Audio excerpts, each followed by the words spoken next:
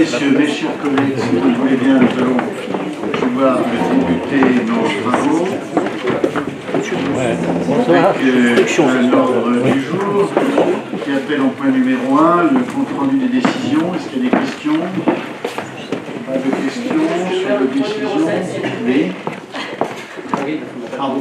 Point numéro 7, il y a des nouvelles clarifications pour la médiathèque. De quoi s'agit-il? Madame Hoffmann.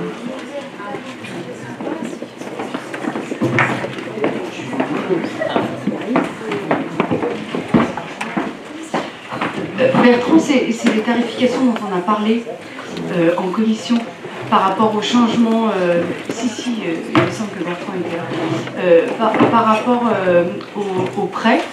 On allonge la durée des prêts, qui était 3 semaines, on a mis 1 mois, et c'est surtout les tarifs les modifications des tarifs doivent aussi, c'est à propos des retards. On avait dit qu'on mettrait des pénalités de retard un peu plus importantes. On en a discuté en commission de culture.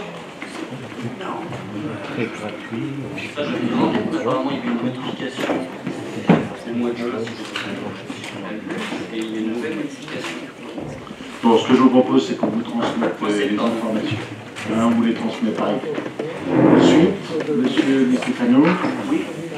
Oui, sur le point 8, concernant le centre nautique, il y a une évaluation du patrimoine qui va coûter 19 750 €. Je trouve dommageable que cette évaluation ne soit pas faite par nos services, ou au moins par les gens de la commune qui ont un certain savoir-faire concernant ce patrimoine. À l'heure où on doit faire des économies importantes, je trouve que c'est 20 000 € gaspillés. On ne partage pas tout à fait la même analyse. Je crois que le caractère patrimonial de la piscine, ou plutôt du centre nautique, était un des sujets des discussions que l'on avait pu avoir, et notamment des échanges que nous avions eus avec les Divonnais lors de la réunion publique qui avait été organisée pour présenter le projet. Nous étions engagés à mener cette étude. Cette étude est suivie par le Conseil Architecture, Urbanisme, Environnement de l'Ain et par l'architecte des bâtiments de France. Car le bâtiment de la piscine est un bâtiment de l'architecte Novarina qui a construit de nombreux bâtiments publics sur Divonne. Et il s'agira d'avoir une étude patrimoniale qui recensera des éléments qui devront être conservés ou pas conservés et qui seront fournis aux candidats qui auront fait acte de candidature pour le coup pour le centre aqualudique. Et en fait, les compétences en interne, nous en avons, mais c'est vrai que ce sujet patrimonial de la piscine est relevé de compétences externes spécifiques, très axées sur le volet patrimonial et histoire de l'architecture. Et c'est la raison pour laquelle, sur le conseil du CAUE et de l'architecte des bâtiments de France, nous avons fait le choix de mandater à l'externe un bureau d'études qu'eux-mêmes nous ont conseillé pour réaliser cette étude qui doit normalement se terminer dans le courant du mois de janvier. Dans le courant du mois de février, pardon. Très bien. D'autres informations? Pas d'autres demandes? Parfait. Je rappelle que c'est une présentation sans vote. Adoption du rapport de la CLEC 2017. Qui est-ce qui rapporte? Daniel Duchemin. Oui, brièvement. Donc, sur le transfert, en fait, les transferts de compétences qui avaient eu lieu au 1er janvier 2016. Donc, je rappelle, c'était le transfert des zones d'activité économique ainsi que du tourisme. Divonne était concerné que par la zone d'activité économique. Et aujourd'hui, donc, le but de cette délibération, c'est d'approuver ce que la CLECT, donc la commission de transfert, avait entériné au niveau, avait proposé au niveau de la communauté de communes, c'est-à-dire grosso modo le paiement en fait à la communauté de communes des charges qui incombaient à la commune sur cette zone d'activité, à peu près 6 000 € en fonctionnement et à peu près 39 000 € en investissement. Très bien, merci. Des questions? Pas de questions, pas d'opposition, une abstention. Je vous remercie. Dossier numéro 3, le rapport annuel du SIEA. Alors, le rapport annuel du SIEA, c'est simplement un donné acte. Ce qu'il y a d'important à savoir sur le SIEA, ce qui s'est passé en 2017. Donc aujourd'hui, ils sont à la recherche de financement pour pouvoir financer par emprunt donc tout l'investissement qui est nécessaire pour la continuation du développement de la fibre. Donc c'est l'extension du réseau sur les communes qui sont déjà ouvertes, ainsi que d'ouvrir le reste des communes de l'Ain. Sur 2017, il y a eu la première chose, c'est l'augmentation des cotisations des communes qui est passée de 30 centimes grosso modo à 3 €. Il y a eu une multiplication par 10, par habitant. La deuxième chose à savoir, c'est que les EPCI vont rentrer dans le syndicat. Et aujourd'hui, il y a une réflexion qui est en cours avec un audit de la région et du département afin de définir les modalités de financement pour les années à venir. Voilà, le rapport est disponible. Très bien, merci. Des questions? Oui. On a beaucoup de Divonnaises ou de Divonnais qui nous disent qu'ils ont des problèmes avec cette fibre optique. Ils constatent que des fois leurs voisins sont branchés, d'autres ne sont pas branchés. Est-ce que vous pouvez nous donner les zones blanches sur Divonne ou les zones grises, ou les zones roses, etc. Alors, il y a sur les zones blanches, entre guillemets, sur celles qui ne sont pas raccordables aujourd'hui, c'est relativement simple. Sur le site Résoliant, il y a la possibilité de savoir si on est raccordable ou pas. La problématique qui se pose derrière sur un certain nombre de personnes, j'ai récupéré, et malheureusement je n'ai pas de réponse aujourd'hui, alors que ça fait un bout de temps, du SIEA sur certains cas particuliers. Sur les zones qui sont raccordables, où on devrait pouvoir être raccordé, il y a deux problématiques qui se posent. La première, c'est si on est sur un opérateur qui aujourd'hui ne permet pas le raccordement. Donc par exemple, si vous êtes chez Free aujourd'hui, Free ne propose pas l'offre de fibre sur le réseau SIEA. En revanche, aujourd'hui, il y a deux opérateurs majeurs français qui proposent l'offre de fibre, c'est SFR/Bouygues et c'est Orange. Et la deuxième problématique que l'on a, c'est avec Orange. Orange, en fait, propose son service, mais le propose principalement à fibrer certains immeubles en premier. Les maisons particulières, ils rechignent aujourd'hui à en fibrer certaines. Et ensuite, ils peuvent se trouver devant des problématiques particulières. C'est ça qui, pour l'instant, bloque un certain nombre de cas particuliers. C'est que pour faire passer la fibre, on repasse, on est d'accord, un câble dans des tuyaux. Et malheureusement, il y a un paquet de tuyaux qui sont bouchés. Donc c'est soit sur le domaine public, et dans ces cas-là, c'est de la responsabilité du SIEA, soit c'est sur le domaine privé, et dans ce cas-là, ça peut être de la responsabilité de la personne. Donc j'attends un certain nombre de réponses. J'ai une vingtaine de Divonnais qui m'ont posé des questions, donc j'ai besoin des adresses précises, je les prendrai toutes en compte. Je les ai remontées au SIEA et aujourd'hui j'ai demandé directement, parce qu'on n'arrivait pas à avoir les réponses, au directeur du SIEA de faire avancer les choses pour que l'on ait des informations précises sur chacun des cas particuliers. D'accord ? Bien, d'autres questions? Oui. Sur ce sujet-là, je pense qu'il faudrait peut-être une politique plus volontariste, puisqu'on est une ville à renommée internationale.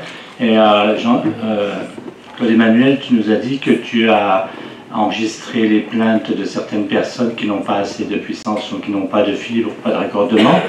Est-ce qu'on ne pourrait pas avoir un état des lieux beaucoup plus précis, beaucoup plus sérieux, parce que c'est un problème qui est relativement grave et qui date de longtemps. Et est-ce qu'on attend les plaintes ou est-ce qu'on attend toute la population qu'elle nous donne exactement ce qu'elle reçoit dans sa maison, etc., pour intervenir et avoir une ville connectée? Alors, la problématique, il n'y avait pas que sur Divonne. Très simplement, aujourd'hui, on a délégué cette compétence au SIEA. Les délégués du SIEA poussent tous à ce que ça avance plus vite. Le seul problème, c'est un problème d'argent aujourd'hui. C'est aussi simple que ça. Donc, sur les cas particuliers, quand il y a un vrai problème particulier, alors qu'ils doivent être raccordables, on est en train d'essayer de le régler. C'est pas facile. Et sur le reste du développement de la fibre, c'est un problème d'argent. Donc, voilà. Très bien, pas d'autres observations. C'est un donné acte, je crois que c'est ça, un donné acte. Parfait. Point suivant. il s'agit de la création d'une association, la mise à disposition des ouvrages eaux pluviales à CCPG.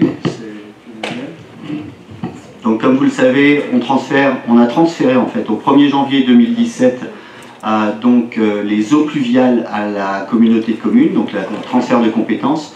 Donc ce document simplement entérine le fait qu'on transfère, donc forcément, oui au 1er janvier 2018, on transfère les ouvrages qui étaient sur Divonne, qui étaient de la compétence des eaux pluviales. C'est tout.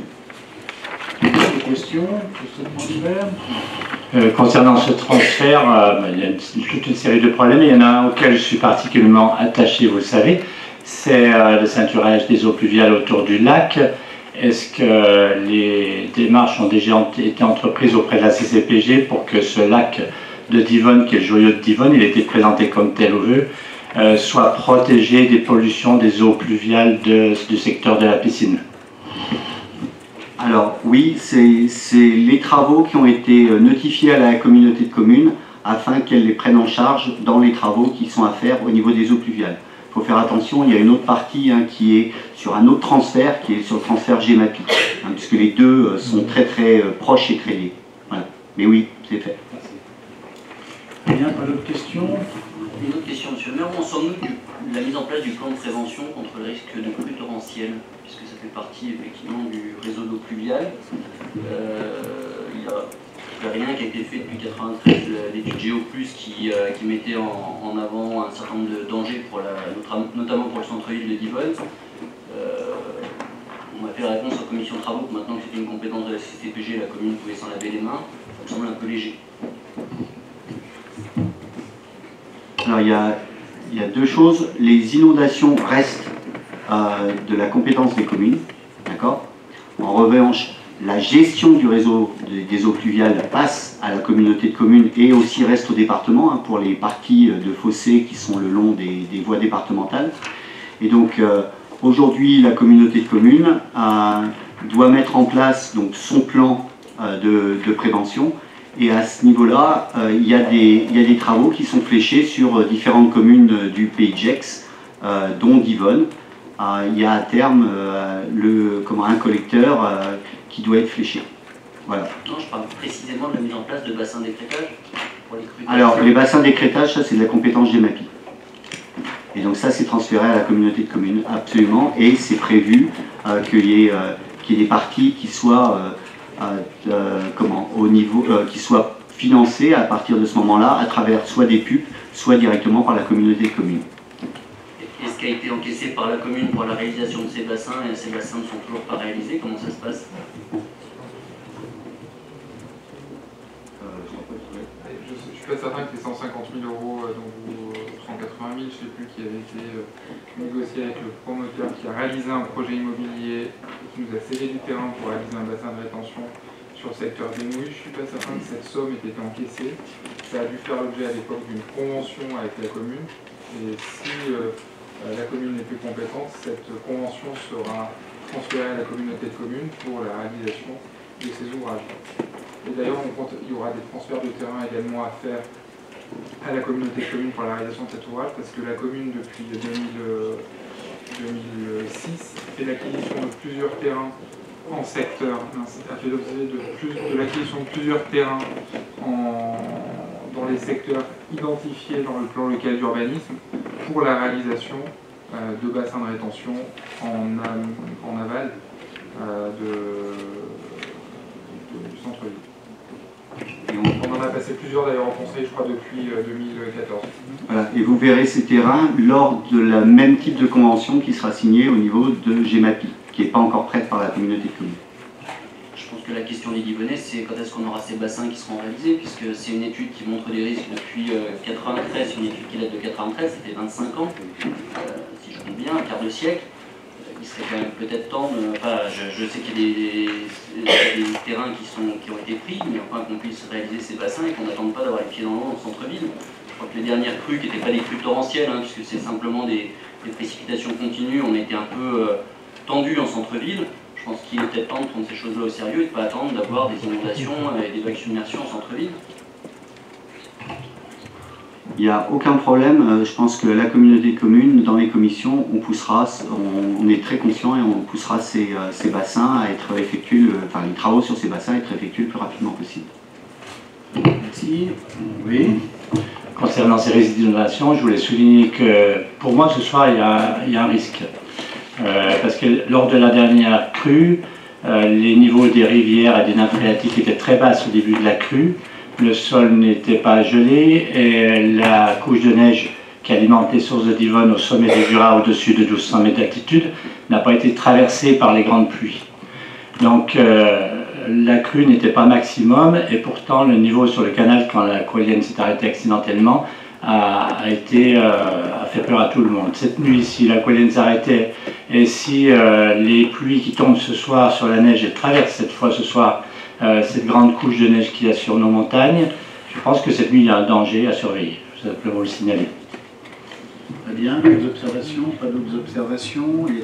Une petite question ici. On n'a pas un niveau taxe, un maximum de 40 euros par personne, dont la communauté de la commune Dans le micro. protéger contre l'inondation. On n'entend pas. Ok, donc la question pour la reprendre, c'était est-ce qu'il y a une taxe qui sera mise en place? Aujourd'hui, la communauté de communes n'a pas décidé, donc c'est sur la compétence GEMAPI, la communauté de communes n'a pas décidé aujourd'hui en tant que telle si elle mettait en place ou pas cette taxe. Il y a une réflexion qui est en cours avec une décision qui sera prise bientôt par la communauté de communes. Oui, il y a la possibilité d'avoir une taxe qui est levée pour cette compétence GEMAPI puisque c'est des enjeux qui sont très importants, comme on le voit. Compléter les propos de Claude Emmanuel Duchemin, je crois que sur l'année 2018, il n'y aura pas de nouvelles taxes. La CCPG engagera des travaux sur ses fonds propres. Il s'agira de voir ensuite ce qui se passera sur l'année 2019 et les années suivantes. Et la décision sera confirmée dans les prochaines semaines. Très bien, merci. Pas d'autres observations? Y a-t-il des abstentions, des oppositions? Tel n'est pas le cas, le rapport est adopté. Point numéro 5, Madame Hoffmann. Il s'agit ici d'une délibération pour demander donc au conseil municipal l'autorisation de la création d'une association et notamment du transfert du service communication au sein de cette association qui sera principalement en charge de, on va dire, de la communication et de la promotion de la ville.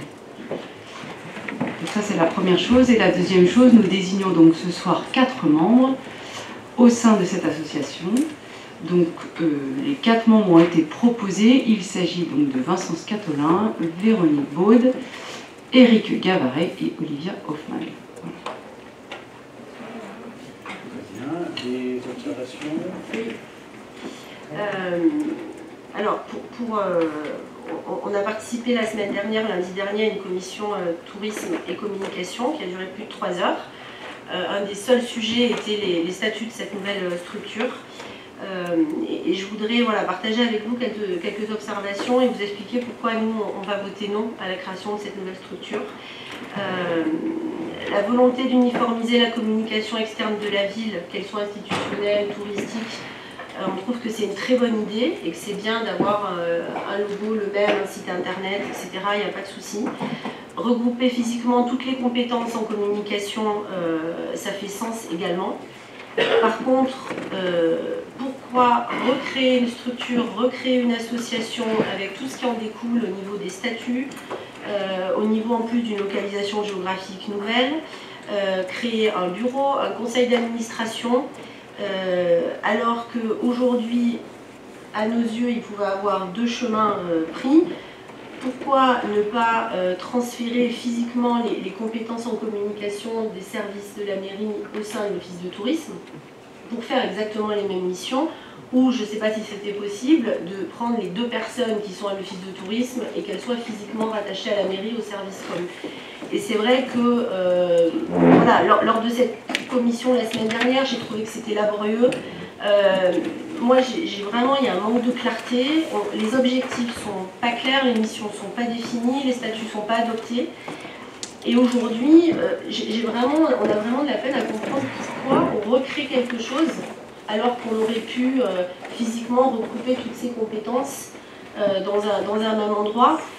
Et je rajoute aussi que, voilà, on est tous attachés à la Villa Roland ici, mais encore une fois, effectuer ces travaux, la Villa Roland est très très belle aujourd'hui, intérieurement bien sûr, mais est-ce qu'on ne pouvait pas, près de l'office de tourisme, utiliser d'autres lieux? À l'office de tourisme, je pense qu'il y a de la place pour 2 personnes. Et voilà, moi je partage avec vous beaucoup de points d'interrogation et c'est pour ça qu'aujourd'hui on votera avec. Madame Hoffmann. Alors, par rapport au lieu, la Villa Roland, dans notre objectif de faire rayonner notamment la ville, je trouve que c'est justement assez cohérent, puisque à terme, ça va être un lieu où nous allons recevoir la presse, nous allons recevoir éventuellement, peut-être, ça pourra arriver des chefs d'État ou autres. C'est vraiment un lieu où la ville rayonnera, ou dans cette association notamment, avec cette mission première de faire rayonner la ville de par la communication et la promotion. Par rapport au sujet de transférer notamment le personnel de la communication au sein de l'Office du tourisme, l'Office du tourisme garde vraiment sa mission propre qui est l'accueil et la réservation et l'animation. Ça c'est vraiment la mission de l'Office du tourisme. La mission de l'association c'est la communication et la promotion. Et par rapport au statut, de toute façon, ce qui va être proposé, c'est que les statuts ont été modifiés et changés. Ils vont être envoyés à tous les membres de la commission la semaine prochaine pour une validation et une étude ensemble le lundi 29 janvier. Et nous détaillerons également les missions propres de la communication, c'est-à-dire qu'on détaillera à l'intérieur de la communication qu'elle soit événementielle, institutionnelle et des grands projets, ainsi que la promotion de la ville. Mais moi, je suis en face sur les missions, mais je répète, je ne comprends pas, étant donné que le directeur de cette nouvelle structure va être l'actuel directeur de l'Office de tourisme, je ne comprends pas pourquoi on ne peut pas faire des choses plus simples, vu qu'en ce moment tout le monde parle de simplification administrative, et là on va recréer des réunions, des conseils d'administration, des bureaux, pour au final faire un travail où toutes les compétences y sont. Moi j'ai pas de problème, mais je ne vois pas en fait le but. Très bien, on a compris la question, on a compris la réponse. Il n'y a pas d'autres observations qui souhaitent? Oui. Olivia, donc j'ai bien compris ce que tu développais et je suis tout à fait d'accord sur le fait que la Villa Roland est l'endroit idéal, c'est vraiment la maison du patrimoine patrimonial de Divonne. Et justement, en y installant des bureaux, si un jour on reçoit un chef d'État, on a déjà eu des réceptions officielles, monsieur le maire a déjà accueilli beaucoup de monde dans ce beau bâtiment. Et justement, en y installant des bureaux, on perd de la place dans ce bâtiment. Quelque part, on l'affecte à des bureaux, on ne l'affecte pas à un lieu de réception, mis à part la salle qui est réservée où on peut enlever les tables. Mais globalement, les bureaux, on ne va pas les enlever quand même à chaque fois. Peut-être qu'on pourra les enlever quand même dans des cas de grande importance, mais globalement, on utilise quand même ce lieu. Et concernant, moi j'ai une autre crainte, c'est la partie Office du tourisme qui reste à l'Office du tourisme. Bon, l'accueil est très lié à la promotion, à la communication. Le premier point de la communication, c'est la qualité de l'accueil, la qualité du message d'accueil à l'Office du tourisme. Donc c'est très lié. Bon, c'est Stanislas qui fera le lien. Mais l'Office du tourisme en lui-même, qui autrefois était une structure ouverte sur les partenaires de l'économie touristique, aujourd'hui va à mon avis complètement s'éteindre, ça je le pronostique. Alors, on se donne rendez-vous dans un an, on va se battre pour bien sûr qu'il se maintienne, mais à mon avis il est très affaibli dans cette initiative d'une part, et voilà, le principal de ce que je voulais dire c'est ça, c'est l'Office du tourisme qui va être affaibli et qui va avoir besoin d'être soutenu. Il y a des problèmes, il y a une baisse de budget sur cet Office du tourisme qu'on va voter ce soir, etc. Donc, grosse crainte sur l'Office du tourisme, mais ça je l'ai exprimé. Et d'autre part aussi, ce conseil, d'ailleurs là les noms qui sont proposés, dans les noms qui sont proposés ce soir, il n'y a pas les minorités. Je vous avais fait remarquer, Olivia, que ce comité était un comité assez fermé, il n'y avait pas d'ouverture et de possibilité d'intervenir si des fois un membre commençait à dériver dans l'organisation de cette structure. Et là, on est vraiment fermé, donc on n'a pas de minorité. Et puis à l'Office du tourisme, on a 4 membres, sachant qu'on a déjà au moins 5 institutionnels incontournables. On est déjà dépassé à l'Office du tourisme, mais on est dépassé en élu. Donc on a une structure fermée pour gérer la communication. À ce moment-là, pour moi, il fallait la gérer directement depuis la mairie. Très bien. D'autres observations? Pas d'autres observations? Je veux juste répondre sur une chose. L'association est une chose, mais on a quand même cette commission communication et tourisme qui va travailler en lien très étroit avec l'association. Et c'est au sein de la commission qu'on va travailler les plans d'action et les orientations. Et ça, ce sera précisé dans l'objet des statuts. Merci. Très bien. Pas d'autres observations? Monsieur le maire, on est une association qui se constitue par égal, si j'ai bien compris, entre l'Office du tourisme, qui est déjà alimenté par la commune, notamment à travers des subventions, d'autre part par le service communication de la mairie. Donc les fonds viennent globalement, je crois, si j'ai bien les chiffres en tête, 80-90% d'origine publique. Il y a une association qui est hébergée dans les locaux communaux, avec une part d'agents communaux qui sont transférés, d'agents de l'Office du tourisme. On aura dans le conseil d'administration un certain nombre d'administrateurs qui viennent du conseil municipal, a priori des listes majoritaires uniquement, là j'en suis surpris aussi puisqu'il faudrait une représentativité des conseils municipaux. On parle de quoi? On parle d'une association qui est une association autonome qui n'a rien à voir avec la commune, on parle d'une association qui travaille en quasi-régie, ou on parle d'une association transparente qui sert de part d'écran par rapport notamment au marché public. Hoffman.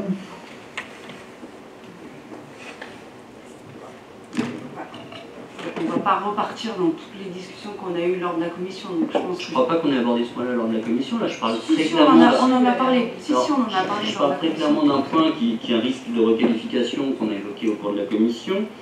Un risque de requalification qui aurait des conséquences graves pour la commune. Mais c'est pas tellement ça finalement, parce que là on est dans le droit, c'est pas tellement ça qui me choque. Qu'est-ce qu'on va avoir? On va avoir 8 représentants, 8 membres de cette association, 4 du conseil municipal, 4 de l'office du tourisme, qui vont gérer cette association, au sein d'un conseil d'administration formé de 8 membres également, qui peut siéger à partir d'un 5e de ses membres, c'est-à-dire que 2 personnes peuvent gérer un budget 500 000 € à 1 million. C'est ça qu'on nous propose ce soir? C'est pas le droit qui me pose problème, je crois que c'est la morale. Je crois qu'on a des personnes qui, autour de cette table, ont l'impression qu'on peut dépenser 90% d'argent public qui sont entre 500 000 et 1 million, je ne sais pas, c'est pas les mêmes chiffres dans la commission ou dans la presse, et qu'on peut gérer ça à 2 personnes en tête-à-tête. Ça me semble complètement démesuré par rapport aux enjeux qu'on a aujourd'hui à Divonne d'une part, mais dans la vie politique de façon plus large. Avoir des statuts tels qu'on nous propose et la liste des membres qu'on nous propose, c'est-à-dire des listes uniquement de la majorité, ça me semble effectivement un gros loup. Très bien. Alors, tout le monde s'est exprimé sur cette demande de désignation, Madame Hoffman. Non, mais les statuts vont être discutés de toute façon. D'accord. Très bien, donc c'est une association, elle est financée, il n'y a aucun problème. Les statuts vont être discutés, on sait bien qu'il y a 4 membres issus du conseil municipal, puisque c'est ce qu'on va voter ce soir. Si on parle d'autres statuts, on parle d'autres compositions du conseil d'administration. D'ailleurs, il n'y a pas une obligation dans le règlement du conseil municipal d'avoir une représentativité des listes. On a vérifié, Monsieur Augustin, et il n'y a absolument pas d'obligation dans le cadre d'une association de respecter la représentativité. Ce n'est pas une commission municipale, c'est une association, donc on a toujours été légaliste. Donc, et là, on a vérifié, et il n'y a pas d'obligation de respecter effectivement la représentativité des minorités.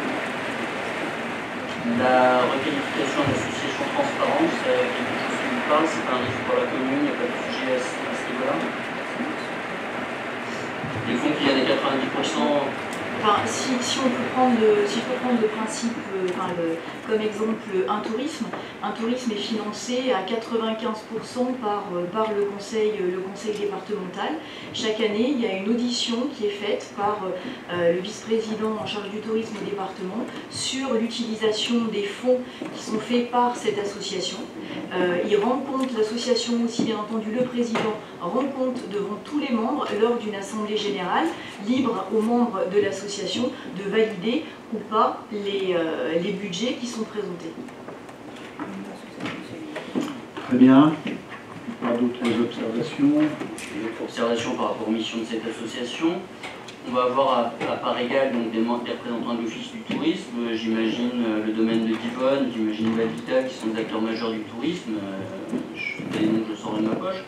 Est-ce que ces gens-là vont avoir affaire avec l'animation de la vie démocratique de la commune ou avec l'identité institutionnelle de Divonne, qui sont des missions à part entière de cette association?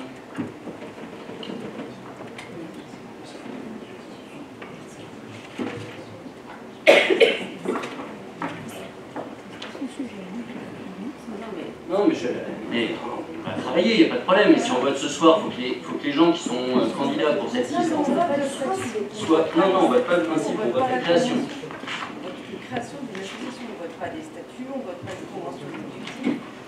On ne va pas refaire la commission. Moi, je veux juste prévenir les gens qui vont être dans ce conseil d'administration. Il y a un risque colossal juridique. Je ne suis pas juriste, il y a des gens qui ont fait beaucoup plus de droit que moi autour de cette table. Je ne suis pas juriste, je me suis juste un peu renseigné. Il y a un risque colossal, il y a un risque individuel. Très bien, on va assurer leur protection. Est-ce qu'il y a d'autres questions? Pas d'autres questions? Oui. Concernant la partie Office du tourisme sur laquelle j'ai insisté tout à l'heure, je pense que finalement cet Office du tourisme, après, devrait petit à petit, s'il doit subsister, devenir plus ou moins un comité des fêtes pour l'instant, mais ça veut dire pour ça un budget accentué, puisque concernant l'animation sur le budget de l'Office du tourisme actuellement, tous les budgets sont rétrécis chaque année. Et donc l'Office du tourisme aura du mal à assumer une animation de qualité. On a parlé l'autre jour sur les marchés, sur la fête de Noël, sur les différents événements, pour accompagner les associations, etc. Et donc l'Office du tourisme, comité des fêtes d'un côté, et puis de l'autre côté, structure de promotion, pourquoi pas, ce serait intéressant. Surtout quand on a discuté, M. le maire aura discuté avec des personnes avec qui nous, on n'a rien à faire puisqu'on n'a pas les informations. Mais quand même, l'Office du tourisme, pour moi, c'est le point important de l'avenir de l'Office du tourisme, c'est le point important de cette décision. Et je ne suis pas rassuré du tout. Très bien. Pas d'autres questions? On peut en rester là. Est-ce qu'il y a des oppositions, des abstentions sur le principe? Opposition, abstention, non. 4 oppositions. Vous avez le pouvoir? Il y a un pouvoir pour mettre le rang? Non, pas de pouvoir. Très bien. 4 oppositions. Sur la désignation des candidats, est-ce qu'il y a d'autres candidats? Il n'y a pas d'autres candidats. Donc je vous propose, puisqu'il y a autant de candidats de postes à pourvoir, de déclarer. Et ils représenteront la commune au sein de l'association. Je vous remercie. Le point numéro 6, Vincent Scatolin, c'est une session gratuite à l'euro symbolique. Il s'agit d'une nouvelle délibération qui remplace une délibération que nous avions prise en décembre 2012 pour une session gratuite de terrain pour l'équivalent de 144 mètres carrés le long du chemin des Meules et du chemin de Chanay. C'est des sessions qui sont prises dans le cadre d'un permis de construire qui a été accordé. C'est des sessions qui sont sans contrepartie financière. Nous garantissons par contre à la personne qui cède le maintien de droit à bâtir sur sa parcelle. Et cette session, la signature de cette session nous permettra de réaliser à terme des travaux le long du chemin des Meules, qui a connu quelques constructions ces dernières années et qui est relativement endommagé en ce moment. Très bien, merci. Des questions? Pas de questions. C'est une session à l'euro symbolique, pas d'opposition ni d'abstention. Le 7 est retiré, le 8. Rue d'Arbert, un euro symbolique encore. Il y en a également sur une session à l'euro symbolique pour l'équivalent de 28 mètres carrés. Et ces emphis qui sont déjà du domaine public appartiennent encore à un privé, donc c'est simplement une régularisation. Très bien, merci. Même vote sur 9. Sur 9, il s'agit de modifications dans les conventions de portage entre l'EPF de l'Ain et la commune de Divonne. L'EPF de l'Ain porte un certain nombre de biens pour le compte de la commune, notamment sur le quartier de la Gare. Et l'EPF a modifié les conditions de portage et prend aujourd'hui à sa charge l'assurance des biens qu'elle porte. Jusqu'à présent, c'était des biens qui étaient assurés par la commune. Donc c'est notamment ces modifications qui font l'objet aujourd'hui de la délibération. Merci. Des questions? Pas de questions? Même vote? Oui. Est-ce que vous avez évalué le gain pour la commune? Pas du tout. On pourra vous faire passer le chiffre. S'il vous plaît. D'autres questions? Pas d'autres questions? Pas d'opposition ni d'abstention, je vous remercie. Point suivant numéro 10. On est sur la côte d'Arbert, encore une session à l'euro symbolique. Oui, pour 198 mètres carrés, qui nous permettra également d'améliorer le chemin, enfin la rue de la Côte d'Arbert. Parfait, pas de questions, pas d'opposition ni d'abstention, je vous remercie. Et on peut passer au point numéro 11 maintenant, c'est donc Claude Emmanuel Buchemin qui rapporte sur les 11, 12, 13, 14, 15, 16, 17, 18, 19, 20, 21, 22 et 23. Allez, on commence par le 11.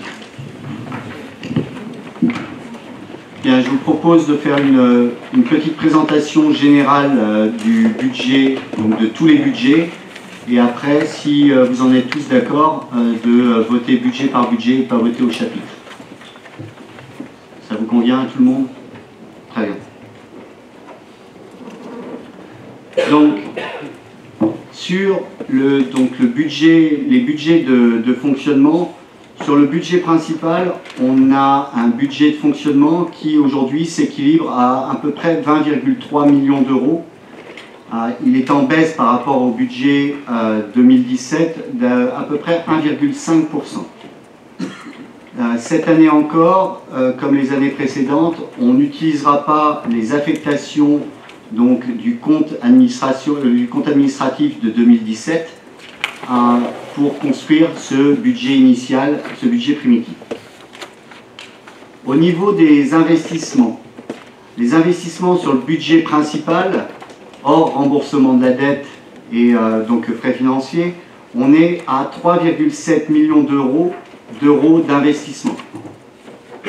Si on rajoute à ces investissements-là les investissements que l'on a sur les budgets annexes, on rajoute à peu près 0,9 millions d'euros, ce qui fait un total d'investissement hors frais financiers à 4,6 millions d'euros. Vous trouverez en plus au niveau du quartier de la gare, inscrit dans le budget du quartier de la gare, annexe du quartier de la gare, il y a 8,6 millions d'euros d'investissement qui sont les 8,6 millions d'euros qui seront dépensés en investissement dans les années futures et qui sont en face en fait de la recette de la première vente des terrains à l'aménageur, donc qui devrait être d'environ un peu plus de 9 millions d'euros. Ça, c'est d'un point de vue global sur le fonctionnement et l'investissement. Sur les taux d'imposition, donc comme ça avait été évoqué lors du débat d'orientation budgétaire, aujourd'hui la commune propose donc de maintenir les taux d'imposition de 2017. Au niveau de l'emprunt et de la dette, aujourd'hui donc la commune ne souhaite pas recourir à un emprunt sur 2018, et ce qui veut dire que la dette totale de la commune, incluant donc la dette des budgets annexes, passera sous les 19 millions et sera aux environs de 18,5 millions d'euros à la fin de l'année 2018. Donc je rappelle que tout ça est fait dans un contexte où on a sur cette mandature plus de 15 millions d'euros en moins de recettes, sans compter l'impact que l'on pourra avoir sur la TH à terme, donc sur la taxe d'habitation et sur la modification que le gouvernement est en train de prendre. Quelques petites précisions. En fait, on est dans un budget où on maîtrise nos dépenses de fonctionnement dans un contexte de baisse de recettes. On a des charges générales de fonctionnement qui, budget à budget, sont en baisse de 2,7%. On a des charges de personnel qui sont aussi en baisse à hauteur de 2,1%. Les charges financières, elles, baissent, et c'est automatique puisqu'on n'a pas fait de nouveaux emprunts, d'environ 7%. Et je rappelle qu'on voit forcément, comme les années précédentes, non seulement l'augmentation des fonds de péréquation, c'est-à-dire ce que la commune reverse pour aider les communes plus défavorisées. Je rappelle que Divonne-les-Bains, dans un classement récemment au Figaro, a été considérée comme la commune la 9e plus riche de France, donc forcément on reverse à d'autres communes. Et puis on continue de voir une baisse des dotations et des participations de l'État. Donc simplement pour information, notre DGF est encore en baisse d'une centaine de milliers d'euros. Je pense que d'ici la fin de cette mandature, on risque d'arriver à une DGF nulle, voire une DGF négative. On continue, donc il y a plus de 4,5 millions d'investissements globaux. Je tiens à préciser que aller trouver aujourd'hui des communes de 10 000 habitants qui peuvent investir 4,5 millions d'euros, vous aurez un peu de mal à en trouver. Toutes les communes aujourd'hui sont dans une phase de ralentissement drastique de l'investissement.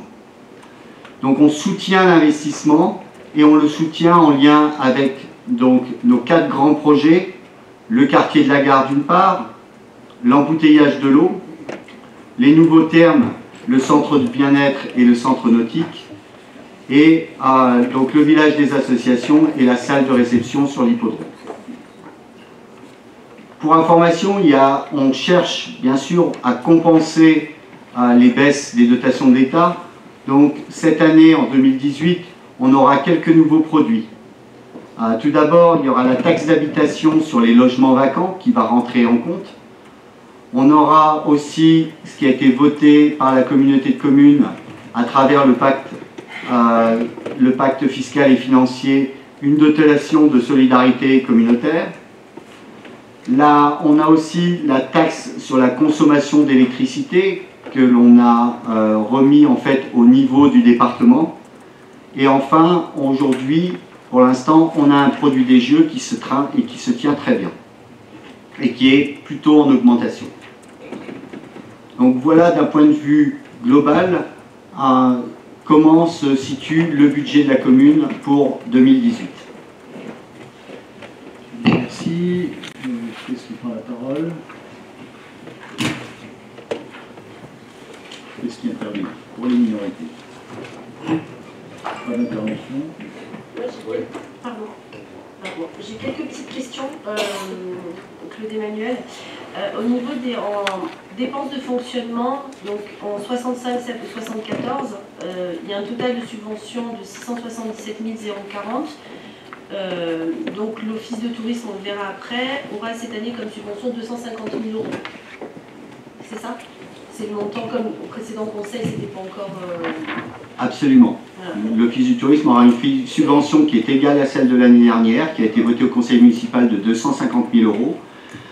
Sachant que de l'autre côté, donc, il ne faut pas oublier que l'office du tourisme touche une subvention de 250 000 euros. En revanche, il touche aussi la totalité du reversement de la taxe de séjour.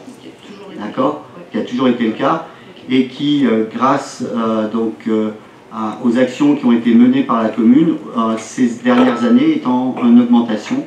Et donc on verra au compte administratif, mais aujourd'hui les projections sont au-dessus de ce que l'on avait prévu sur le budget 2017. Donc a priori cette année, il n'y aura pas de subvention exceptionnelle ou d'événement exceptionnel. 250 000 seront la subvention versée par la commune. Ok, merci. En dépenses de fonctionnement, toujours 62,36. En communication, l'atterrissage 2017 est de 29 000 euros. Et prévision 2018, c'est 3 000 euros. Quel est le gap Alors, donc, comme on vient de le voter, on vient de voter donc la création d'une nouvelle association. Donc, on a laissé sur le budget 2018 une petite partie pour les besoins au jour le jour de la commune.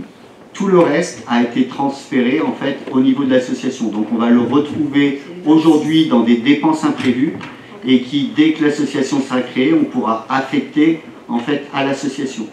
D'accord ? Donc il y a quelques lignes comme ça, forcément, on est en train de faire du transfert, on est d'accord, de juste des sommes qu'on dépensait au niveau de la commune, on les a bloquées en dépenses imprévues et elles seront versées en subvention de l'association une fois qu'elle sera créée. En 62,83, il y avait 100 000 euros de frais de nettoyage, et on passe à 151. Alors je pense pas que... Non, je me trompe, mais est-ce que... Moi, j'ai pas de détails. Alors, donc sur les frais de nettoyage, il y a une diminution puisqu'il y a eu, l'arrêt de la semaine 4 jours, enfin des activités périscolaires.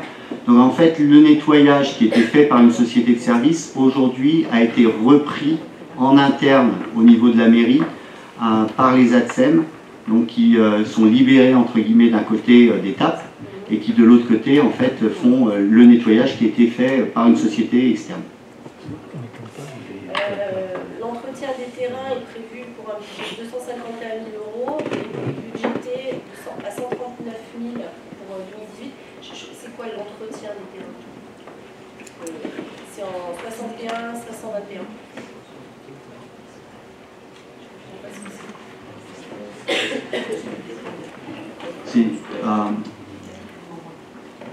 Dans l'entretien des terrains, il y a deux choses. Il y a tout l'entretien qui est donc l'entretien des terrains sportifs, ça ne change pas.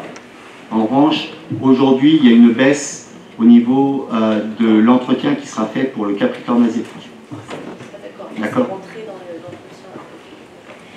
Et ma dernière question concerne les recettes de fonctionnement. Quelle est la recette donc, du marché au niveau des domaines? Est-ce qu'il y a, parce qu'il y avait un budget qui a été prévu en 2017, quel a été le budget réalisé? Alors, il faut attendre le compte administratif pour le réaliser, on est d'accord, 2017. Généralement, on était à peu près sur 120 000 €, je crois, dans 110 000, 100 000 €. Et donc aujourd'hui, on attend sur 2018 à peu près 150 000 €, si je ne me trompe pas. Hein, c'est ça. Ça, c'est le budget qu'on fixe. C'est le budget qu'on se fixe pour l'instant sur le marché. Voilà. Okay. Je peux te poser une question sur l'esplanade? C'est global? Ouais. Non, parce que... donc là, il y a... parce qu'on en a parlé en commission plusieurs fois. Donc il y a des travaux qui ont été budgétés sur l'esplanade. Le montant total de ces travaux, c'est combien sur l'année? Donc aujourd'hui, sur l'esplanade, sur le bâtiment de l'esplanade, et puis quelques achats de matériel, c'est à hauteur de 65 000 €. Qui seront réalisés en 2018. Et compte tenu que c'est un bâtiment qui a 10 ans et qui a une vétusté qui se comprend, est-ce que... alors, je ne sais pas où comptablement ça peut se placer, mais est-ce que, bon, peut-être pas 65 000 €, mais est-ce que déjà il y a une enveloppe qui a été pensée pour les années futures, vu que le bâtiment va continuer à vivre et voilà, il y a peut-être des choses qui doivent être à repenser chaque année. Oui. Parce que là, c'est la première fois qu'il y a des travaux comme ça, de ce montant-là, sur un budget? De ce montant-là, on a augmenté en fait les travaux sur le bâtiment. On continuera à les provisionner parce qu'on est entièrement d'accord que les bâtiments ont besoin d'être entretenus. Et ce qu'on me rappelait, c'est qu'en fait, c'est la difficulté des budgets. Il y a 65 000 € en investissement, mais il y a des travaux en fait qui sont du fonctionnement, qui passeront au titre du fonctionnement. Sauf qu'en fonction de ce que l'on fait exactement, il y a une partie qui est au titre du fonctionnement. Donc il y a 35 000 € aussi en fonctionnement. D'un point de vue global, on est à un peu plus de... on est à 100 000 €. D'accord, merci. Valérie, si je peux intervenir juste pour l'investissement pour l'esplanade, Serge Lévy, quand il construit son budget, il est déjà sur 2019, sur 2020, tout est... Enfin, il anticipe déjà sur ce qui va être changé sur la vétusté. Très bien, oui. L'amortissement de ce bâtiment d'esplanade, il est sur combien d'années? C'est terminé en 2021. L'amortissement en 2021. Les crédits, mais pas l'amortissement. L'amortissement valeur. De l'amortissement des valeurs, de la valeur du bâtiment. Normalement. La valeur du bâtiment, ouais. Quelle année? L'amorti, quoi. On l'amortit pas. D'accord. D'autres interventions? Pas d'autres interventions? Si, Pierre Astinger? Oui, merci. J'ai participé il y a peu de temps à la première commission des finances, où on a revu un peu le détail de ce budget primitif. Je pense qu'il a été très bien résumé par Claude-Emmanuel Buchemin, et qu'on prend conscience en écoutant que c'est un budget qui est serré. Il n'y a pas beaucoup de marge pour l'imprévu. Ce qui m'a amené à me poser un peu la question, qu'on n'a pas tout débattu dans cette commission des risques éventuels en termes d'événements qui peuvent se produire dans l'année qui vient et même au-delà, qui peuvent affecter les recettes ou les dépenses de ce budget. Risque, c'est-à-dire une non-matérialisation de recettes prévues ou une augmentation non prévue de dépenses.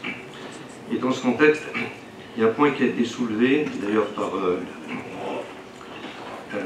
Jean Di Stefano, que j'avais moi-même en tête, qui porte sur le centre équestre. Je me souviens que, d'une façon pas très précise, mais que quand le centre équestre a été créé, la mairie a émis une garantie auprès, je pense, des banques qui ont financé le centre. Je crois que c'est 1 million de francs, d'euros, pardon. Et que j'ai un petit souci, une préoccupation quant à la possibilité ou la probabilité que cette garantie soit prise un jour. Pour lever cette question, je recommanderais que, en prochaine réunion de finances, on ait la possibilité d'étudier les bilans et comptes d'exploitation du centre équestre des 3 dernières années, en faire une analyse critique et se faire une meilleure idée du risque qu'on a sur cette garantie. Ma deuxième remarque, qui est une question qui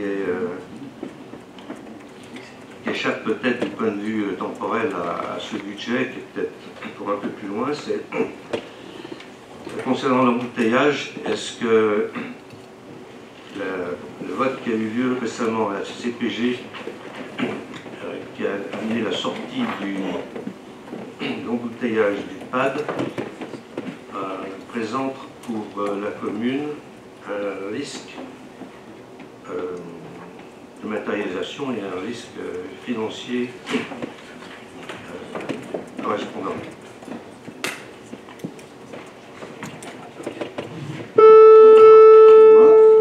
Voilà. Bien, donc très rapidement, donc aujourd'hui on a un budget donc primitif.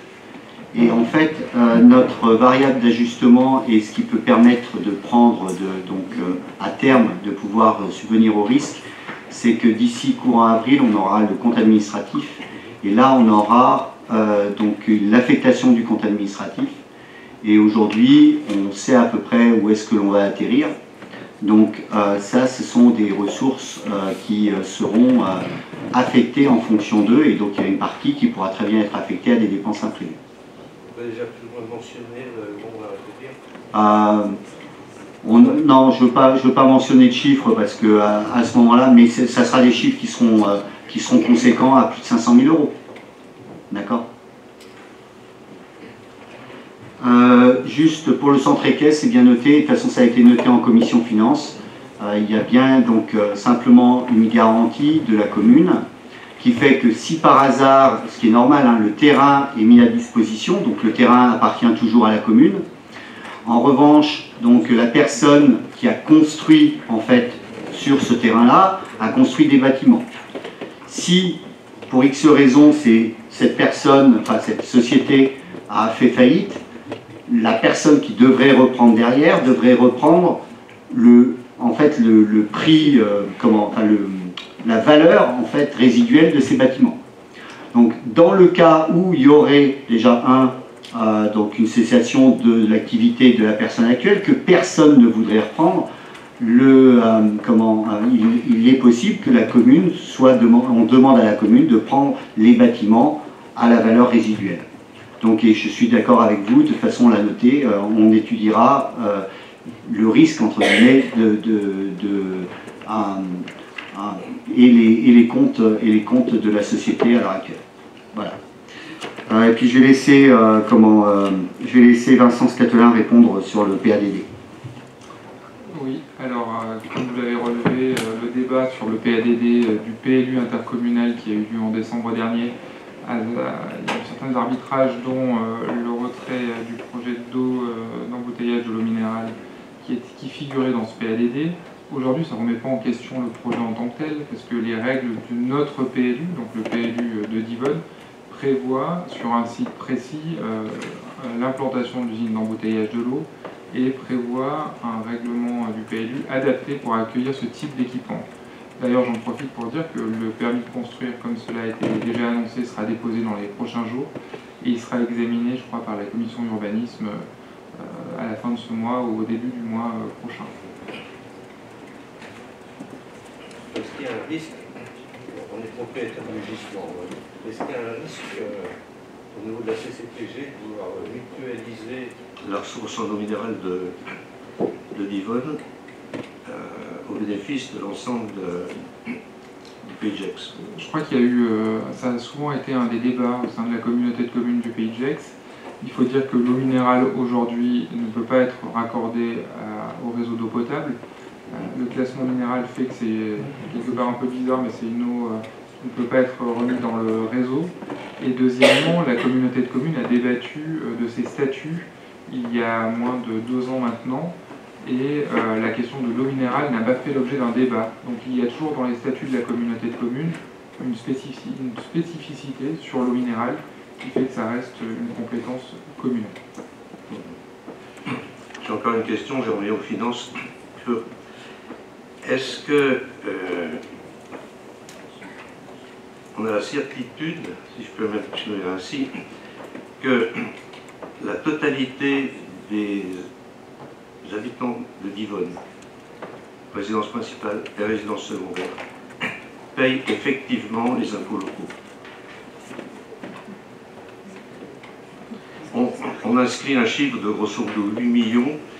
Est-ce qu'en fait, bon, l'argent est versé aux caisses, non pas à la mairie, mais aux caisses, je ne sais plus comment elles s'appellent, enfin bref, des impôts, etc. Est-ce que c'est effectivement 8 millions qui vont être encaissés pour notre compte, ou bien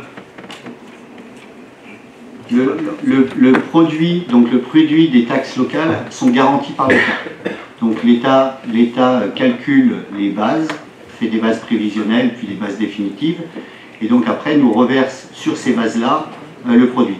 La seule taxe qui aujourd'hui n'est pas garantie par l'État, c'est la taxe d'habitation sur les logements vacants. C'est-à-dire qu'en fait, en fonction de ce que l'État perçoit, il nous reversera la somme qu'il a perçue, alors que l'autre, c'est une garantie par l'État. D'accord ? Merci. Encore une possibilité de risque, si je puis dire. Dans le contexte du projet général aqualudique, thermal, hôtelier, qu'on a discuté il y a quelque temps, c'est posé la question de savoir la position qui serait la nôtre, ou la position que Valvital aurait vis-à-vis de nous, dans le contexte de l'ouverture d'un deuxième établissement thermal avec une nouvelle conscription. Est-ce qu'on n'a pas là un risque, en fait, de dédommagement vis-à-vis de Valvital, qui risque d'opérer le budget de nos dépenses de fonctionnement? Je vais laisser Jean-Christophe répondre sur cette question.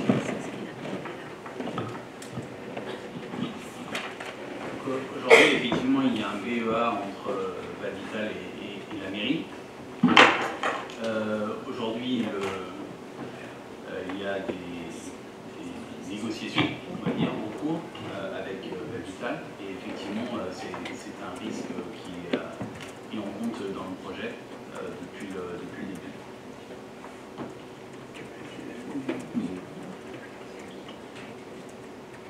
Et quant au chiffrage aujourd'hui, je ne peux pas présager du chiffrage, mais ça s'inscrit dans la globalité du projet de centre aquatique et thermal. Il faut bien voir l'ensemble de la globalité. Et comme on l'a toujours dit, sur un établissement aussi complexe que celui-ci.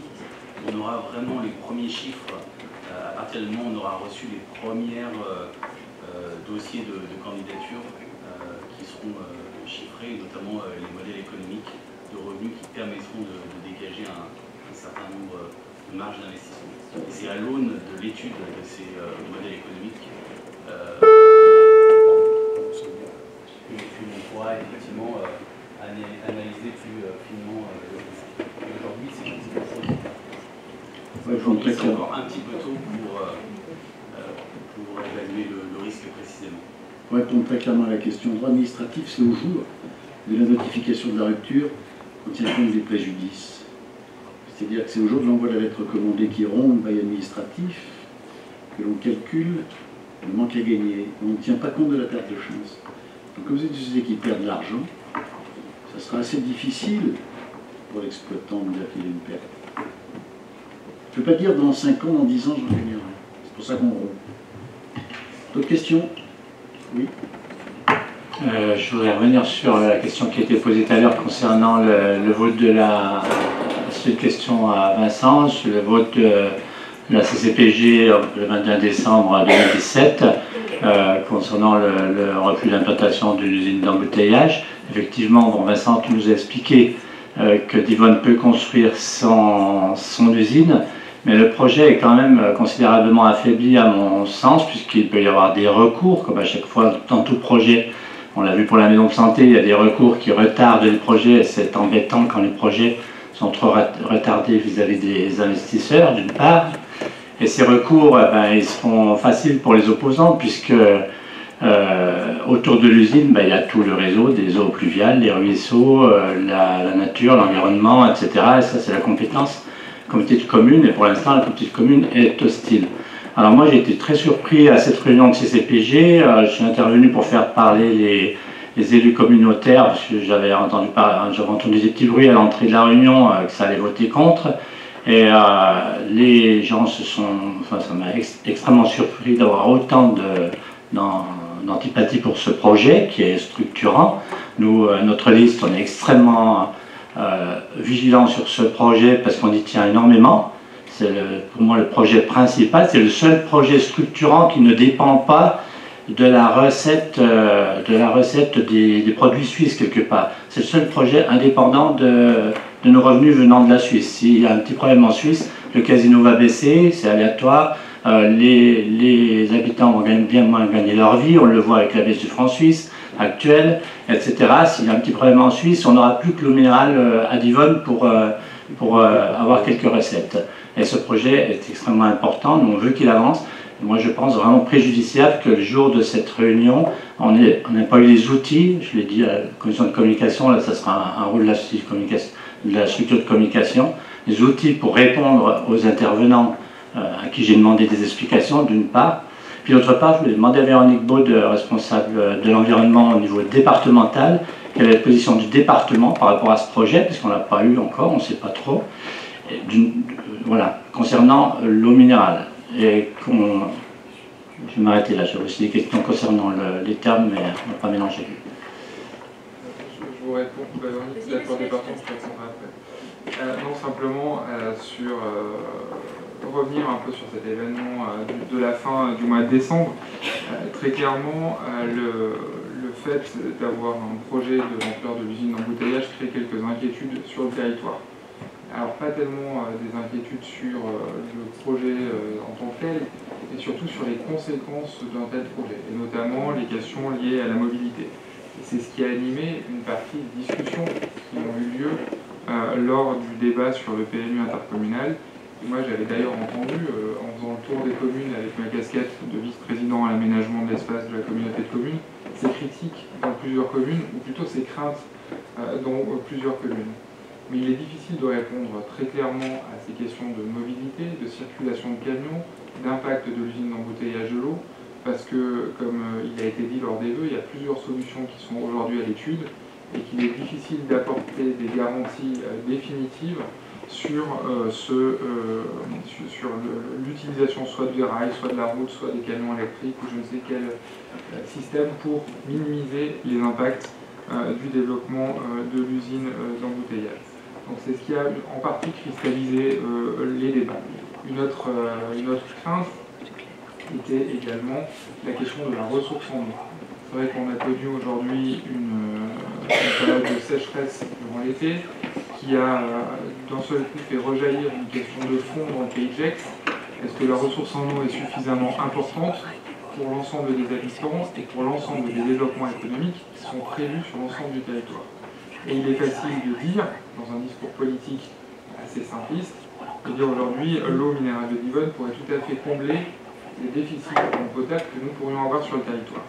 Quand on regarde un peu objectivement les chiffres, on se rend compte que la ressource en eau sur le territoire, telle qu'elle est aujourd'hui, avec l'utilisation de 2 nappes qui sont aujourd'hui en train d'être qui ont été trouvées, qui sont en train d'obtenir cette autorisation, à la fois fermée et une autre grille, permettent de tenir le cap d'accueil des 20 000 habitants.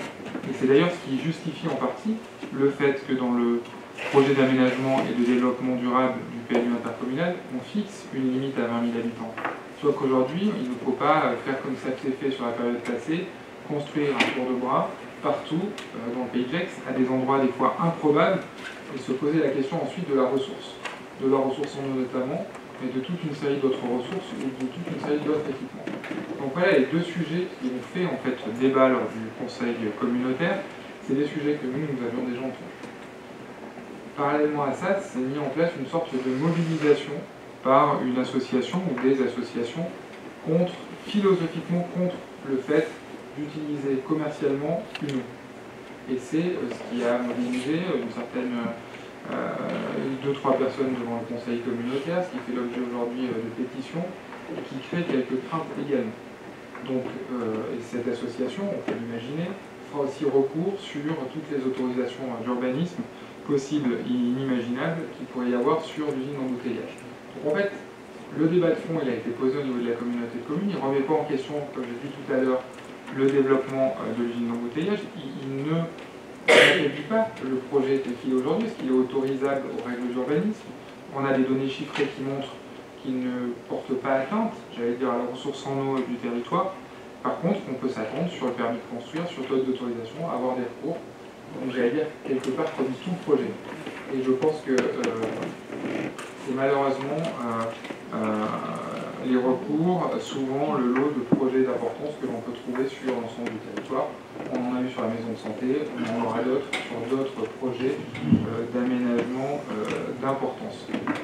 Juste un dernier point sur la communauté de communes. Aujourd'hui, la communauté de communes, elle accompagne bizarrement le projet parce qu'elle cofinance toute une partie d'études environnementales, notamment les études d'impact, les études 4 saisons, pour faciliter, j'allais dire, ou pour accompagner l'arrivée de l'usine d'embouteillage de l'eau.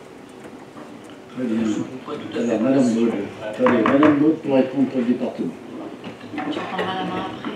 Donc, très brièvement, parce que je rappelle que c'est un débat budgétaire. Alors très brièvement, le département est content. Donc enfin, pour être quand même un petit peu plus longue et détailler un petit peu plus, je veux dire, ça rentre tout à fait dans la stratégie de promotion du département. Il n'y a qu'une seule eau, c'est l'eau d'Énérol, mais qui n'est pas du tout commercialisée sous l'eau d'Énérol, mais c'est l'eau cristalline. Donc en termes d'image, on n'est absolument pas moteur et pas porteur. Avoir une eau dans le département, une eau minérale en fait, telle que la nôtre, je pense que c'est une vraie fierté.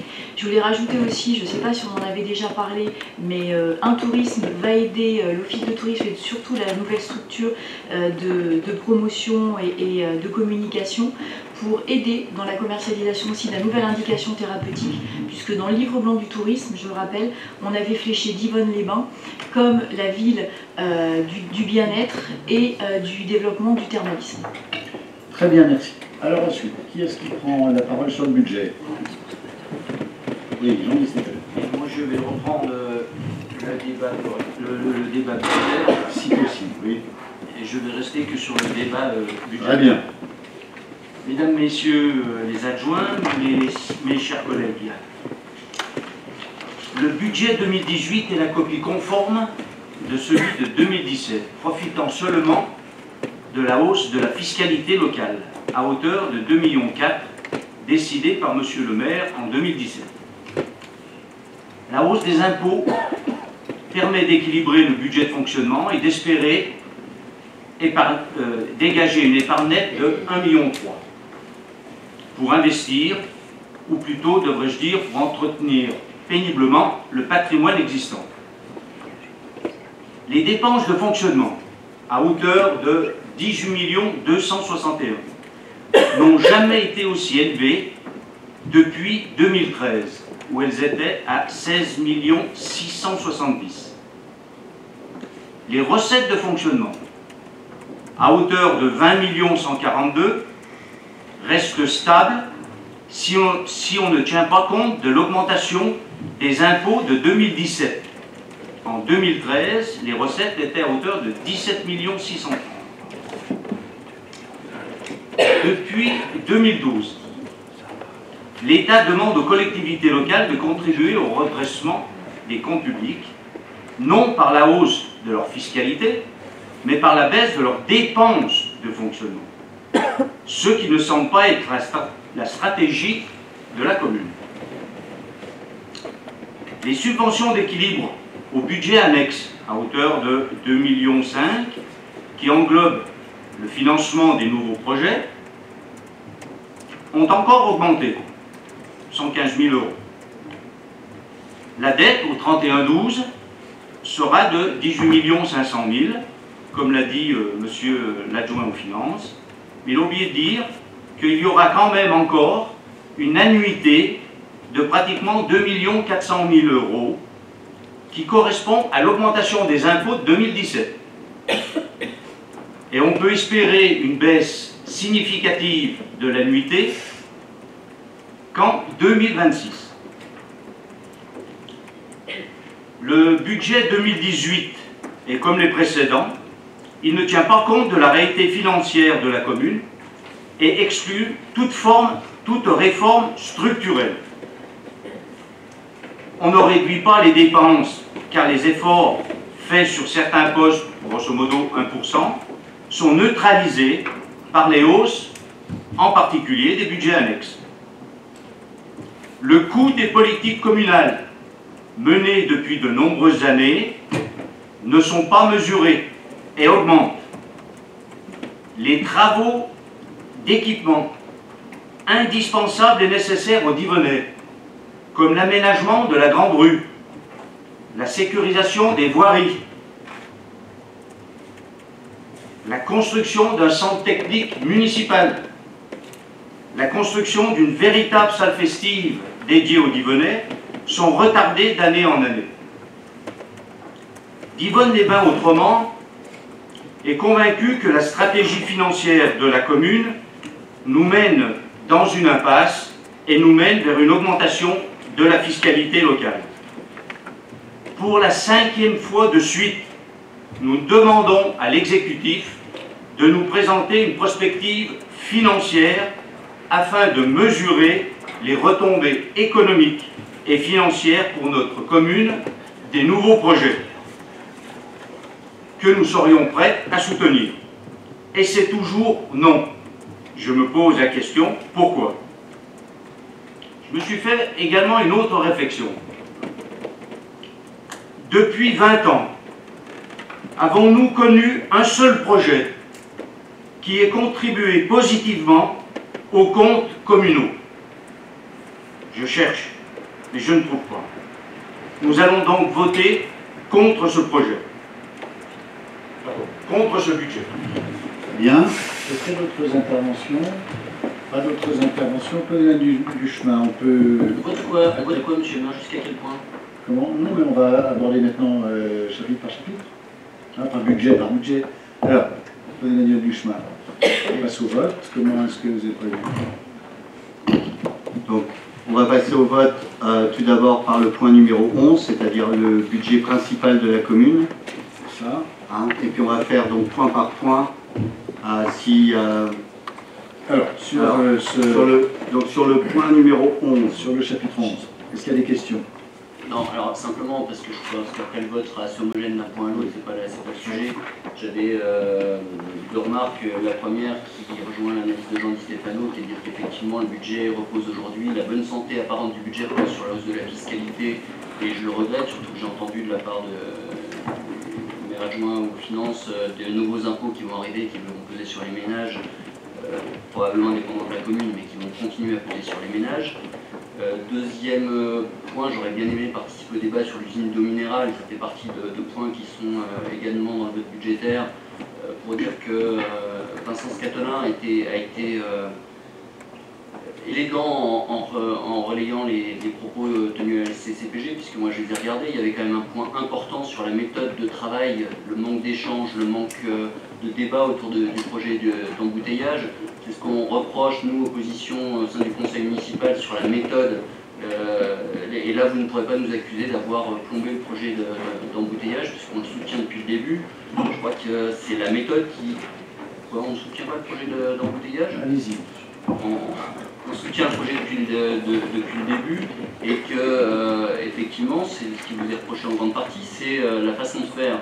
Donc si j'entends qu'on peut avancer de toute façon parce que c'est au PLU de Divonne, on va tourner le dos à tout le Pays de Gex, je pense qu'on n'est pas dans l'air du temps, puisque l'air du temps c'est au contraire de protéger un captage, c'est d'avoir une ressource en eau qui vient de toute la montagne du Jura et pas uniquement de la commune de Divonne, de travailler avec les communes autour de nous pour trouver des solutions aux problèmes de mobilité, de logistique. C'est tout ça, c'est un travail qu'il faut faire en échange et en partenariat avec les élus de la CCPG, les représentants de diverses associations, plutôt que de faire contre en tournant le dos à votre conseil municipal et au conseil communautaire. Le dernier point, j'avais quand même une question sur le vote des subventions aux associations. Il faudrait qu'on précise les critères d'attribution de subventions aux associations. Moi, je participe à plusieurs commissions, c'est une de mes particularités, et que les critères ne sont pas les mêmes d'une commission à l'autre. Donc, quels sont les niveaux de subventions qu'on tolère dans le budget d'une association? Est-ce qu'on peut financer jusqu'à 80, 75, 73% du budget d'une association, surtout quand elle compte peu de membres? Est-ce qu'au contraire, on doit se fixer des règles à Divonne qui s'appliquent à l'ensemble des commissions? C'est un point qui me semble important parce qu'on manque un peu d'équité dans le traitement des associations.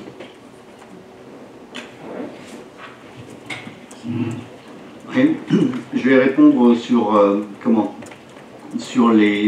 tout d'abord sur les budgets aux associations. Chaque commission est donc libre aujourd'hui de proposer en fonction des demandes des associations les budgets qu'elles souhaitent mettre en place avec ces associations-là. J'entends très bien la façon donc d'essayer d'avoir une meilleure cohérence peut-être entre les associations. Il est difficile aussi, il faut le savoir, de comparer certaines associations. Qu'on compare une association entre guillemets de travaux, enfin, qui sont reliés aux travaux ou les anciens combattants avec un club sportif. Mais je l'entends bien et c'est quelque chose sur lequel les adjoints, on est en train d'essayer de réfléchir pour travailler, avoir une meilleure cohérence sur le fonctionnement en fait des associations et sur la façon dont on alloue des subventions à chacune des associations. Donc c'est un travail qui est en cours et ça sera un travail qui sera fait au travers des commissions et en partenariat avec tous les adjoints. Moi je le dis, ça me choque qu'on subventionne à plus de 70% certaines associations. 70% de leur budget dépend d'une subvention municipale. Et c'est ce qu'on vote dans ce budget. Il ne faut pas oublier sur les associations, le vote que l'on fait aujourd'hui est le vote uniquement numéraire. Il y a une énorme partie qui n'est pas aujourd'hui totalement visible, et on est bien d'accord, on est en train de travailler dessus justement pour la rendre visible. La commune de Divonne-les-Bains met à disposition des associations et de toutes les associations d'énormes moyens, que ce soit des moyens en locaux, que ce soit des moyens en matériel ou que ce soit des moyens humains. Très bien. Est-ce qu'il y a d'autres observations? On peut en rester là, on peut passer au point suivant. Monsieur l'adjoint aux finances, je vous ai posé une question en disant pourquoi vous ne présentez pas une prospective financière pour mesurer les retombées économiques et financières sur notre commune des nouveaux projets. Aujourd'hui, c'est un travail qui est très fastidieux, il est en cours et donc nous aurons à vous présenter une prospective financière dans les prochains mois. Mais c'est un travail qui est très important. Très bien. Pas d'autres questions. Chacun comprendra qu'on ne peut pas donner aujourd'hui les résultats d'une usine d'embouteillage qui n'est pas construite, d'un établissement thermal qui n'est pas construit, d'un nombre de curistes qui ne sont pas encore là. Mais on va tâcher de s'y attacher. En fait, que les Manuel Duchemin va essayer de répondre à des questions possibles. Est-ce qu'il y a d'autres observations? Pas d'autres observations? Monsieur le maire, mes questions ne sont pas impossibles. Je pense que énormément de communes, et je suis sûr que vous-même à la région, vous le faites, une prospective financière, c'est un outil de pilotage qui est important, et dans le privé comme dans le public, on peut s'asseoir dessus en ayant des variables d'ajustement. Très bien. Alors, on en dira plus quand on aura l'usine d'embouteillage. Est-ce que, Claude Emmanuel Duchemin, on peut avancer un peu? Le chapitre 11. Donc, on va prendre donc le point numéro 11. Sur le point... Pardon. Je vous propose de voter en une seule fois les points de 11 à 20, je ne sais pas combien, 18. Très bien. Si vous en êtes d'accord. Moi, je suis d'accord. Est-ce qu'il y a des oppositions à ce qu'on vote globalement? Ce sera bien un vote sur tous les budgets. Donc, je mets aux voix les soumets aux voix les points 11 à 18. Est-ce qu'il y a des abstentions? Pas d'abstention, des oppositions. 1, 2, 3, 4 oppositions. Les points sont adoptés. Point 19, subvention budget annexe de l'eau minérale. Oui. Donc, comme le budget de l'eau minérale est un budget annexe particulier, c'est un SPIC, on est obligé de voter la subvention. En fait, c'est la subvention d'équilibre pour les autres budgets, qui est généralement compris directement dans le budget principal. Ici, elle est obligatoirement par un vote différencié. Donc, est-ce que c'est le même vote sur cette subvention au budget annexe de l'eau minérale? Même vote. Même vote. Ensuite, le point suivant, on est sur les subventions aux associations. 223, point numéro 20. Est-ce qu'il y a des questions sur les associations? On a répondu tout à l'heure. On n'a pas répondu, j'ai pas une réponse satisfaisante, mais je pense c'est bien la question. On va se mettre en commission, la commission aura une réflexion sur l'équité. Ça a déjà été soumis. Il faudra soumettre une deuxième. Ah, je ne désarme pas. Exactement. Moi non plus, ça sera soumis une deuxième fois. Moi j'ai juste une petite remarque s'il vous plaît. Je l'ai déjà dit lors d'un précédent conseil, je ne sais plus le sujet, mais quand on a une liste comme ça de montants de subventions sur un budget prévu, je trouve que c'est intéressant d'avoir le N-1, voire le N-2. Parce que là on a des valeurs, on ne sait pas, l'USD 99 500, est-ce que le budget a été diminué, est-ce qu'il n'est pas diminué? Je trouve que c'est intéressant parce que certainement qu'il y a un effort qui est fait et que les subventions diminuent, mais on n'a pas d'indicateur. D'accord. Ça a été vu, alors je pense que les budgets sont vus au sein des commissions. Je suis d'accord, c'est pas vu dans la délibération. D'accord. Très bien. Donc, est-ce qu'il y a des oppositions, des abstentions? Donc, sur les subventions, vous êtes quoi? Vous êtes opposé. Et vous? Vous vous opposez pas, vous abstenez, vous votez pour. Très bien. Donc vous votez contre le budget, mais vous votez pour le budget des associations. D'accord. Puisqu'on y a bien travaillé sur l'association. Mais comme c'est dans le budget, ça pose un problème. Le vote des taux d'imposition. On peut voter une fois pour, une fois contre. C'est un travail d'équipe avec Laurence. D'accord. Très bien. Donc vous votez contre dans le budget et vous votez pour le budget séparé. Parfait. Monsieur le maire, c'est pas utile, je crois qu'on essaie d'enrichir le débat. Oui. Non mais ça pose un problème de compréhension, si vous voulez, de manière générale. Si vous votez contre, vous votez ce que vous voulez, ça ne change pas. Il est adopté. Vous ne mettez pas du vôtre. Non mais il est adopté. Moi je vous pose simplement... Je vous pose simplement une question. Si vous voulez voter contre le budget dans lequel il y a le budget d'association. Vous êtes arrogant, ironique. Ça ne vous va pas. Jean-Di Stéphano, c'est du droit pur. Vous votez contre un budget. Et puis après, vous votez pour... Vous savez très bien pourquoi je vote contre le budget. Attendez, Jean-Di Stéphano, j'essaie de vous expliquer. Les associations, vous baissez encore les aides, on essaye de les aider. Voilà, vous avez raison, vous ne m'interrompez la parole, mais vous avez raison. Allez, vote de l'imposition. La parole, excusez-moi. Bien sûr. Travaux forestiers 2018, en faveur... Oui, les taux d'imposition. Qu'est-ce que vous faites là-dessus alors? Vous êtes contre? Vous êtes contre? Contre. Contre. Contre. Pour. Très bien. Donc les taux d'imposition sont adoptés. Sur les travaux forestiers, Pas de problème, le grand tétra dans le cadre des aides du contrat Natura 2000, tout le monde est d'accord pour sauver le grand tétra. Pas d'opposition ni d'abstention. Concernant le grand tétra, c'est un sujet duquel on ne parle pas souvent. Moi, je ne suis pas du tout satisfait sur les études qui sont faites concernant le grand tétra. Beaucoup d'entre vous ne le sont pas non plus, ça j'en suis persuadé. Mais il y a quand même de graves conséquences sur le tourisme dans notre commune et dans le Pays de Gex, parce que beaucoup d'activités sont bloquées par la protection du grand tétra. Et quand moi j'interviens auprès de la réserve naturelle pour leur dire attention, il y a d'autres attaques extrêmement graves sur le grand tétra, complètement différentes de celles de la fréquentation des touristes dans la forêt, je n'ai pas de réponse. Donc concernant le grand tétra, on doit voter sur le budget on vote sur quoi en fait ce soir? Bon, attendez, on va essayer d'y voir clair. Vous votez pour ou vous votez contre? Moi je vote contre. Contre, très bien. Et les autres membres du groupe, vous votez pour le grand tétra? Vous aimez les grands tétras, vous? Vous aussi? Comment? Les gens, Monsieur Augustin. Le grand tétra et la gélinote. Très bien, parfait. Donc il n'y a que Monsieur Alain Giraud qui n'aime pas le grand tétra. Moi j'aime pas du tout le grand tétra. Très bien. Et la délibération est adoptée. Demande de garantie d'emprunt. Est-ce qu'il y a des oppositions sur ces garanties d'emprunt? Non, on est d'accord. Pas de questions particulières. Donc il est adopté une convention entre la commune de Divonne-les-Bains et l'association du personnel communal. Qu'est-ce qui rapporte là-dessus? C'est Claude Emmanuel Duchemin? Non? Ah, très bien. Laurence Beccarelli. Ah.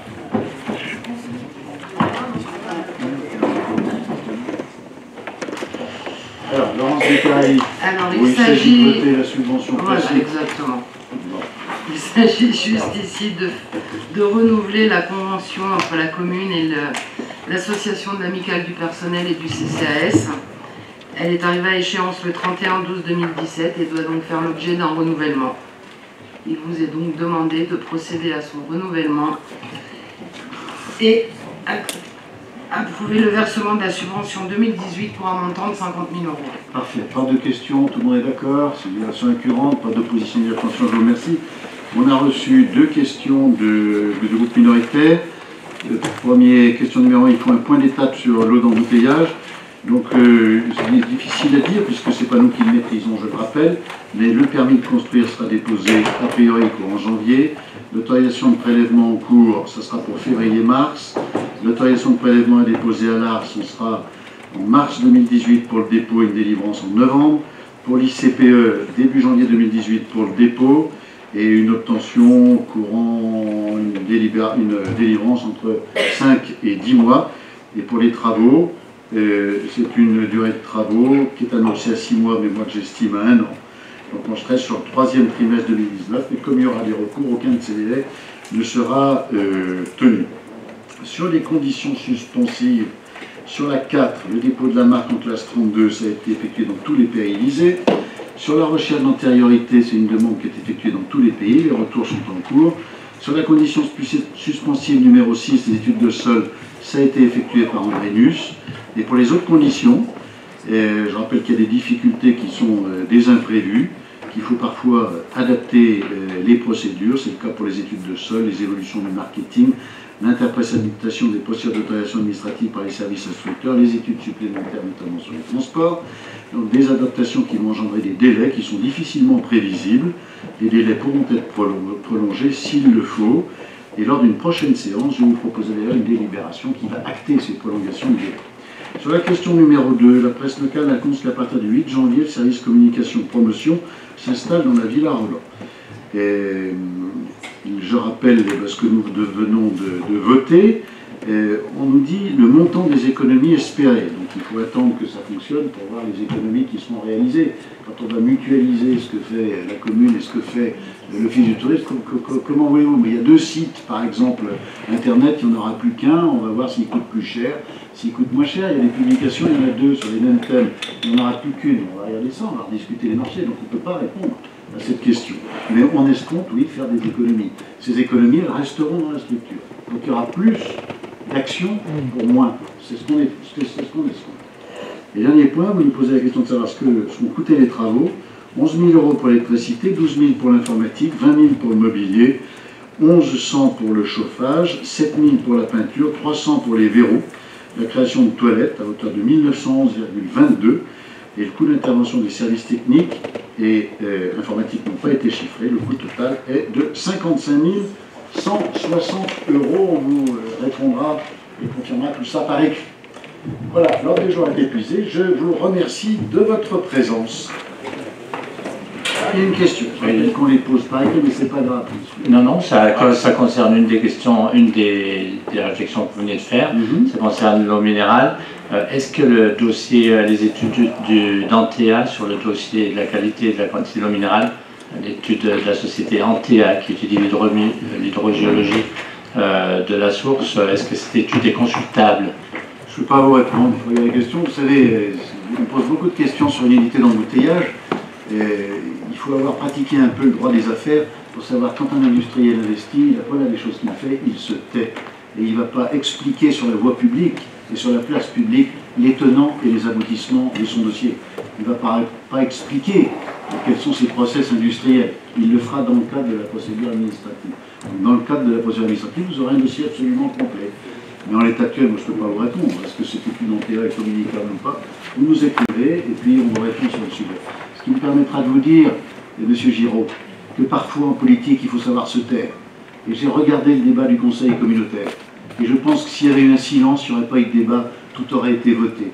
Je soumets, Monsieur Giraud, vous qui avez déclenché le débat au Conseil communautaire, cette simple réflexion à votre sagacité, parce que c'est ce que m'a dit le président de la communauté de communes. Mais pourquoi est-ce que la commune de Divonne-les-Bains a lancé le débat? Il n'y avait pas de discussion et il n'y avait pas de débat. Le résultat, il est qu'aujourd'hui, c'est une épine dans notre pied. Et je le regrette, surtout que cela soit venu de la part de l'opposition, et en tout cas de votre part. Mais je n'en dirai pas plus. Je vous remercie de votre... Moi, je n'accepte pas du tout cette remarque, hein, mais enfin, bref. C'est malhonnête. C'est une remarque. Je regrette, c'est malhonnête. Je vous invite à voir le débat et vous verrez ce qui s'est passé. Eh bien, moi, j'ai la preuve par 9 que l'Assemblée avait la majorité contre avant le débat. C'est pour ça que je suis intervenu. Et la minorité. Et voilà. Et en plus, si je ne devais pas intervenir, j'aurais dû être informé que je ne devais pas intervenir. Et je vous aurais obéi sur le sujet. Donc, c'est malhonnête, cette réflexion. Il y a une phrase. C'est malhonnête. On se repent souvent d'avoir trop parlé, jamais de se taire. Et pendant ce soir, je veux trop parler.